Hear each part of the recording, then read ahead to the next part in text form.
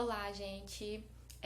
Nossa aula aqui vai ser sobre as propriedades químicas dos elementos da tabela periódica.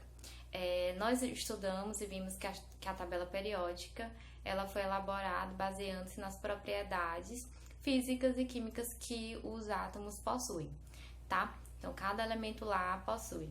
E as propriedades que existem, elas são classificadas em dois tipos, propriedades periódicas e propriedades aperiódicas. As propriedades periódicas são aquelas que se repetem de período a período.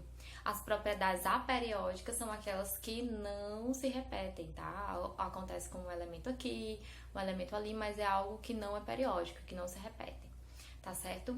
Então, por que é importante a gente conhecer todas essas propriedades? Porque a partir do conhecimento das propriedades dos átomos que compõem, dos elementos químicos que compõem a tabela periódica, a gente pode entender melhor o comportamento deles na natureza, né? Quando estão em uma ligação química, em uma reação química. Então fica mais interessante a gente estudar cada propriedade. Aqui no nosso estudo, a gente vai estudar o tamanho do átomo, que é o raio atômico. A gente vai estudar a energia de ionização ou potencial de ionização, eletroafinidade, eletronegatividade e a eletropositividade de cada átomo, de cada elemento, estudando os elementos que estão nas famílias e que estão nos períodos, tá bom? Então, prestem atenção, depois vocês leem o livro, revisem, façam anotações e pontue os tópicos, os pontos mais importantes. Até mais. Então vamos lá, raio atômico. Raio atômico é a distância entre os centros dos núcleos de dois átomos do mesmo elemento. Corresponde à metade da distância entre os núcleos de dois átomos vizinhos, sendo expressa da seguinte maneira.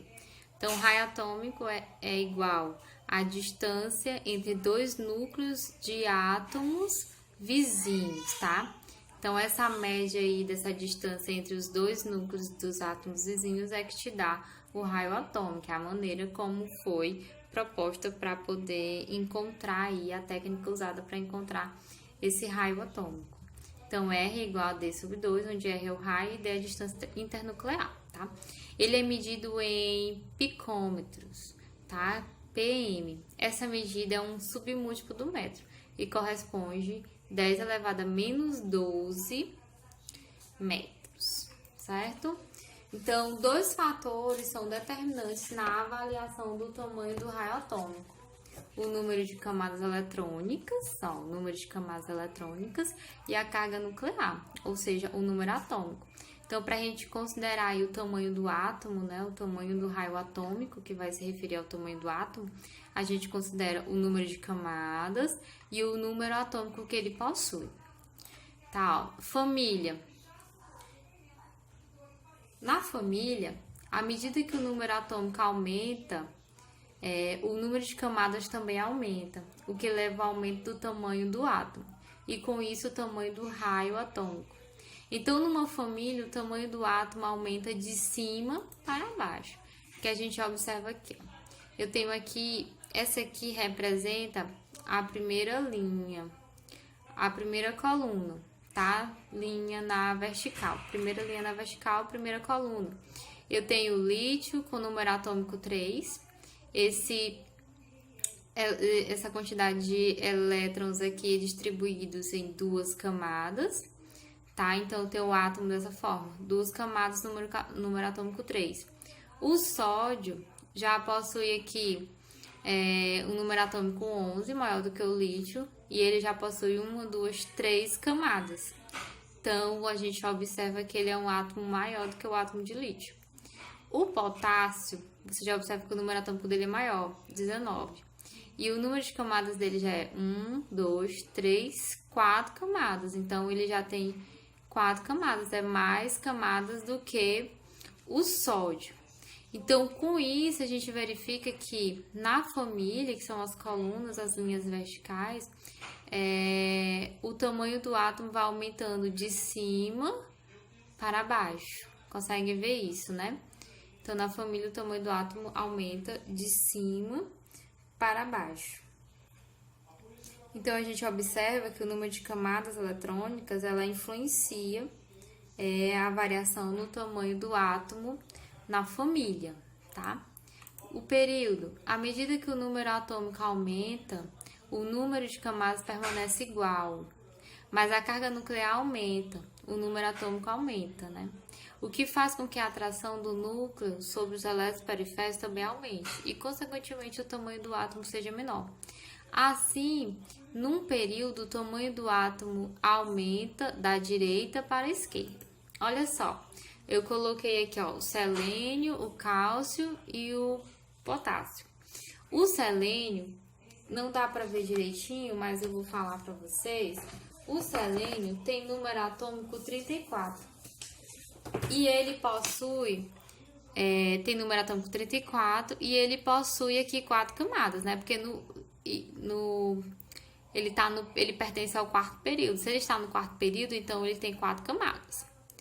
O cálcio, ele tem 20 elétrons girando ao redor, porque o número atômico dele é 20. Então, ele tem 20 elétrons aqui distribuídos em 4 camadas. O potássio, eu já tenho 19 elétrons girando aqui ao redor do núcleo. O potássio tem número atômico 19. Então, o que é que a gente observa? Que aquele que tem menor número atômico é um átomo visivelmente maior. Conseguem ver isso, né? O selênio é o que tem o maior número atômico. O átomo aqui já é bem menor. Então, o que é que nós concluímos? Que quanto maior o número atômico, eu tenho que os átomos, ou melhor, maior número atômico, eu tenho que o núcleo ele vai atrair com mais força os elétrons que vai estar girando aqui ao redor. Porque eu tenho uma aglomeração maior e estão mais próximos, tá? Então, eu tenho muitos elétrons aqui, muitos prótons aqui, mais próximos um do outro. Agora, quando eu tenho aqui menos elétrons girando aqui ao redor, observe que tem menos, a distância entre eles são maiores, a distância do núcleo até eles são maiores. Então, o que eu tenho? Que quanto menor o número atômico, menor será a força de atração do núcleo aos elétrons que estão aqui girando, eles estão mais livres, estão, de certa forma, mais afastados do núcleo. Então, a força de atração entre eles é uma força menor e, com isso, o átomo se torna maior. Já num átomo em que eu tenho muitos elétrons aqui próximos um do outro e próximos do núcleo, essa atração aqui vai ser mais forte, fazendo com que o núcleo se torne menor. Aqui eu tenho uma imagem de como seria uma representação, uma ilustração de como é que seria na tabela periódica. Ó. Variação do raio atômico, ou seja, variação do tamanho do meu átomo. Eu tenho que, na família, né, que são as colunas, as linhas verticais, o tamanho aumenta de cima para baixo, vai aumentar de acordo com o número de camadas e de acordo com o número atômico. E nas linhas horizontais, que são os períodos, vai aumentar de acordo com o número atômico. Aqueles que possuem número atômico menor são átomos maiores, porque o núcleo, ele vai estar mais afastado, os elétrons que vão estar girando ao redor vão estar mais afastados do núcleo e com isso a força de atração é menor. Agora, aqueles que têm o maior número atômico vão ter mais elétrons ali próximos um do outro, mais próximo do núcleo e a força de atração aí é maior. Então, vamos lá. Energia de ionização ou potencial de ionização. É a energia mínima necessária fornecida a um átomo isolado no estado gasoso para retirar um elétron, formando um íon gasoso positivo. Lembra o que é íon? Íon é uma estrutura eletricamente carregada, derivada de um átomo ou grupo de átomos que perdeu elétrons, que é o íon positivo ou também chamado de cátion, ou que ganhou elétrons, que é o íon negativo ou ânion. O átomo isolado, ele é uma idealização teórica, pois é praticamente impossível isolar um átomo. Assim, para entendermos o conceito de potencial de ionização ou energia de ionização e estudar sua variação, vamos considerar um exemplo em que a gente tem aqui o sódio ganhando uma energia, para que ele possa perder um elétron. Então, imagine que se a gente tem 1 mol de átomo de sódio, a gente tenha 1 mol de átomo de sódio no estado gasoso e fornecemos ao sistema 119 quilocalorias para cada átomo de sódio perder um elétron e se transformar num íon gasoso positivo. Perdeu um elétron, se transformou no íon gasoso positivo. Assim, o valor do potencial de energia do sódio é de 119 calorias por mol. 119 calorias por mol. Quilocalorias por mol. Então, a gente pode traduzir aqui esse exemplo nessa equação. Ó. Eu tenho um átomo aqui de sódio no estado gasoso. Ele precisou receber 119 quilocalorias por mol, a energia que ele precisa receber, para que ele perca um elétron e se transforme num íon positivo, certo? Então, eu tenho aqui ó, o átomo neutro, sódio, no estado gasoso, então 11 prótons e 11 elétrons. Aqui a energia absorvida para que ele possa perder, né, essa quantidade aí, perder um elétron. Íon positivo, formado aqui, o sódio, esse maisinho significa que ele perdeu um elétron e ficou positivo. Ou seja, ele tem mais prótons do que elétrons. Tem 11 prótons e é para ter aqui 10 elétrons, tá? Tem um errinho aqui, 10 elétrons. E aqui é o elétron que foi retirado. Então, a gente pode representar dessa forma. Lembrando que os elétrons que são retirados, eles são sempre da camada de valência, tá? Então, vamos ver aqui. Quanto maior o tamanho do átomo, menor a energia de ionização. Nós vamos ver como é que a gente vai relacionar essa variação aí do tamanho do átomo com a energia de ionização, nos períodos e nas famílias. Família, ó, à medida que aumenta o tamanho do átomo, que é de cima para baixo, que a gente viu, né? Aumenta a facilidade para a remoção de um elétron de valência. Portanto, maior o tamanho do átomo, menor a energia de ionização. Logo, numa família, a energia de ionização aumenta de baixo para cima. Então, quanto maior for o teu átomo, maior o teu átomo, menor é a energia de ionização. Não é assim? Para o período eu tenho que o tamanho do átomo aumenta da direita para a esquerda. Portanto, a atração do núcleo sobre os elétrons de valência aumenta da esquerda para a direita. Então, num período, a energia de ionização aumenta da esquerda para a direita.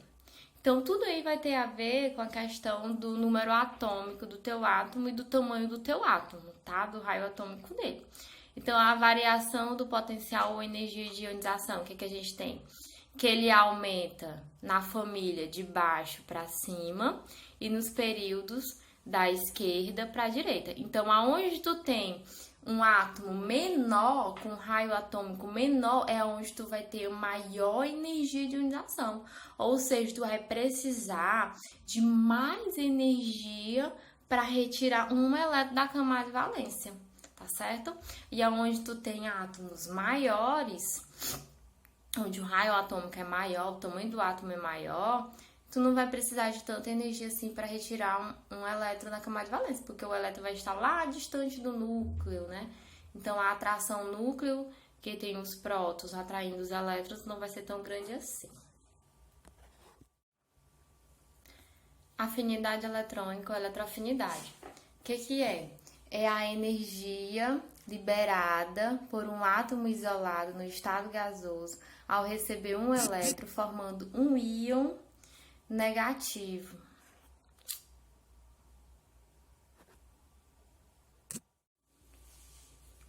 Afinidade eletrônica ou eletroafinidade. O que é isso, né? É a energia liberada por um átomo isolado no estado gasoso ao receber um elétron, formando um íon negativo. Então, aqui é já a energia necessária para receber um elétron, né?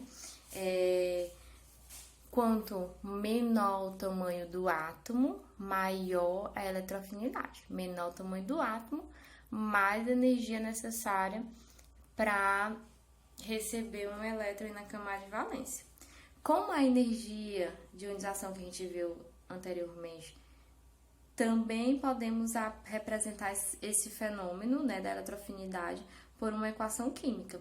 Então, vamos considerar aqui a ionização do cloro. Então, eu tenho um cloro aqui no estado gasoso. Esse cloro aqui, esse átomo de cloro, ele recebe um elétron recebido lá na camada de valência e se transforma aqui em um íon negativo ânion, porque ele vai passar a ter, ó, no início ele tinha 17 prótons, 17 elétrons. Ele passa a ter 17 prótons, 18 elétrons, um elétron a mais. Então, ele se transforma no íon negativo ânion. E para isso, foi-se necessário ele liberar uma quantidade de energia aí de 83,3 quilocalorias por mol, tá? Então, é a quantidade de energia que ele liberou para que ele pudesse ter recebido esse elétron aí na sua camada de valência para se transformar em um íon negativo ânion, tá? Então, observe que sempre a questão do tamanho do átomo, do raio atômico, vai influenciar nas energias para receber elétrons, na energia para ceder elétrons. Então, a energia para liberar elétrons da camada de valência é chamada de eletroafinidade ou afinidade eletrônica. Então, vamos ver agora como varia a eletroafinidade na tabela periódica. Temos aqui a família. O tamanho do átomo diminui de baixo para cima, não é isso? Então, logo, a eletroafinidade aumenta de baixo para cima. No período, o tamanho do átomo diminui da esquerda para a direita.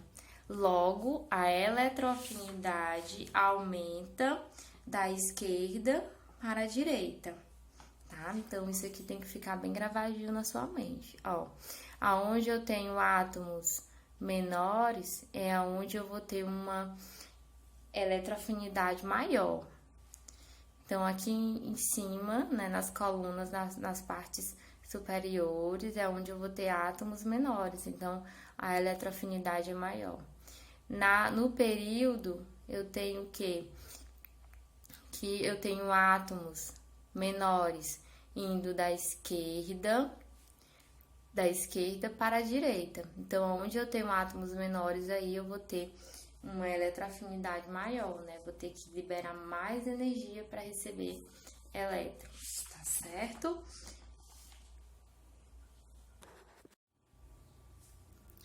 Eletronegatividade é a propriedade periódica na qual o átomo apresenta a maior ou menor tendência em atrair elétrons para si, resultando numa ação conjunta da energia de ionização e da eletroafinidade.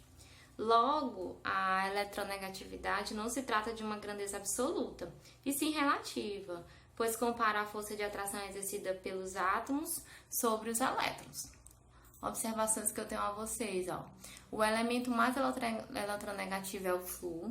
Os gases nobres, eles não possuem essa propriedade, pois não precisam ganhar nem perder elétrons para ficarem estáveis. Quanto menor o átomo, maior a atração do núcleo aos elétrons da eletrosfera. E com isso, mais fácil de atrair elétrons, tá? Então, vamos ver aqui como é que essa eletronegatividade se comporta na família e nos períodos da tabela periódica. A família aqui, o tamanho do átomo, ele diminui de baixo para cima. Logo, a eletronegatividade aumenta de baixo para cima. Já nos períodos, o tamanho do átomo diminui da esquerda para a direita. Logo, a eletronegatividade aumenta da esquerda para a direita, tá? Aonde eu tenho átomos menores, eu vou ter maior eletronegatividade. Então, por isso que na tabela periódica se comporta dessa forma, certo? Eletropositividade é a oposição da eletronegatividade. Os átomos eletropositivos tendem a doar elétrons, propriedade marcante dos metais. Então, vamos ver aqui como é que se comporta na tabela periódica. Na família, aumenta de cima para baixo e no período, aumenta da direita para a esquerda. Então, aonde eu tenho maiores átomos, mais fácil deles perderem aí seus elétrons e se tornarem íons positivos. Então, na família, a eletropositividade do átomo aumenta de cima para baixo e nos períodos aumenta da esquerda para a direita, certo? Então, eu quero que vocês observem aqui comigo, ó. Esses fenômenos, todos esses que falamos, eles dependem essencialmente do raio atômico. Então, observe o esquema a seguir. Esse esquema aqui é bem importante, ó. Quanto maior o raio atômico, menor é a energia de ionização dele e menor é a eletronegatividade. Quando eu tenho um menor raio atômico do meu átomo, eu tenho maior eletroafinidade e maior eletropositividade. Como é que você vai comparar a questão do menor raio atômico e maior raio atômico? Você vai olhar para o número atômico desse teu átomo. Átomos que têm maiores números atômicos são aqueles que vão ter maior raio atômico. E átomos que têm menor raio atômico, o menor número atômico, é aqueles que vão ter menor raio atômico. Aí você também tem que observar a localização dele na tabela periódica em relação à família e em relação aos períodos, tá? Então, observem todos os slides, leiam o livro e é isso. Obrigado.